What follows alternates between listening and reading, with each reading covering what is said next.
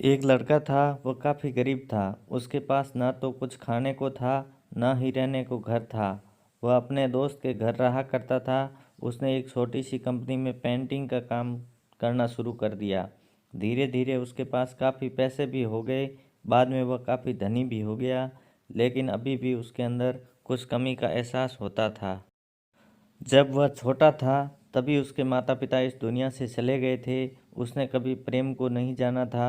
एक दिन जब वह अपने किसी काम से बाहर गया था तो उसे एक लड़की दिखी जो काफ़ी अच्छी और खूबसूरत थी। उसको देखते ही इस लड़की को उस लड़के से प्रेम हो गया। वह काफ़ी देर तक उस लड़के को देखती रही। कुछ देर बाद वह लड़की वहाँ से चली गई। कुछ दिनों तक ये लड़का उस लड़की को खोजता रहा, लेकिन वह लड़की न मिली। लेकिन नियति ने उस लड़की से इस लड़की को मिला दिया। वह लड़की इस लड़के के घर काम की तलाश में आई थी। लड़के ने लड़की को तुरंत घर के काम के लिए रख लिया। जब वह लड़की इस मिलने आई थी तो उस समय इस लड़के ने कुछ शब्द भी साफ से नहीं बोल पा रहा था, जिससे लड़की को लगा कि यह लड़का गूंगा है। लड़का भी जान गया था कि ये लड़की हमें गूंगा समझती है। इसके साथ ही साथ ये लड़की समझ गई थी कि यहाँ लड़का इस घर का नौकर है, ना कि मालिक है। अब जब भी ये लड़का उस लड़की के पास जाता तो गूंगा बन जाता है। धीरे धीरे वह लड़की इस लड़के पर काफ़ी रहम खाने लगी। अब उसे इस लड़के के लाचारी पर प्यार होने लगा। लेकिन फिर वह लड़की एक बात से डरकर पीछे हट जाती है। इस लड़की के भी माता पिता बचपन में ही मर चुके थे।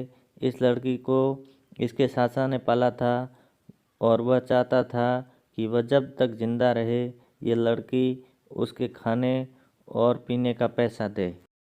लड़की का प्रेम हद से बाहर जाने लगा। लड़के के एक खांसी पर भी वह लड़की दौड़े उस लड़के के पास पहुंच जाती है। अब लड़का भी समझ गया कि इस लड़की को मुझसे प्रेम हो गया है। लड़का भी बहुत ज़्यादा उस लड़की से प्रेम करता था। उसने पहले लड़की के बारे में सब कुछ पता किया। जब उसे सब पता चल गया तो वह बहुत रोने लगा, क्योंकि उसने गूंगे होने का झूठ बोला था। अब वह दिनों रात रोने लगा। लड़की अपने सैलरी में से लड़के की इलाज करवाने को कहती थी। एक दिन सुबह ही उस लड़की को पता चला कि वह लड़का हॉस्पिटल में भर्ती है। वह दौड़ते हुए जब हॉस्पिटल में पहुंची तो उसने देखा कि लड़का बेड पर बेहोश पड़ा है। उसके आसपास काफ़ी मशीन लगी हुई थी। जब लड़की डॉक्टर के पास पहुंची तो वहां पर डॉक्टर ने उसे बताया कि लड़का अब बोल नहीं सकता है। उसने अपनी जीभ को काटने की कोशिश की है।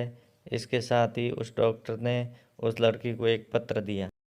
उस पत्र में लिखा था, मैं एक काफ़ी धनी लड़का हूँ। जिस घर में तुम काम करती हो उस घर का मालिक मैं ही हूँ। लेकिन इसके साथ ही मैंने तुमसे एक बहुत बड़ा झूठ बोला कि मैं गूंगा हूँ। अब इस झूठ का प्रायश्चित करने के लिए मैं ऐसा काम करने जा रहा हूँ। इसके साथ ही तुम मेरे घर से, मेरे मैनेजर से पैसों को लेकर अपने चाचा को दे देना और एक नई ज़िंदगी की शुरुआत करना। अगर हो सके तो मुझे माफ़ कर देना, तुम्हारा दोषी। इस पत्र को पढ़ने के बाद उस लड़की के आंख आंसू से भर गए।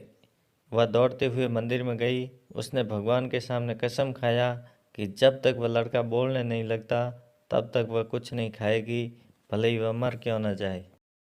इधर डॉक्टर भी उस लड़के की इलाज कर रहे थे।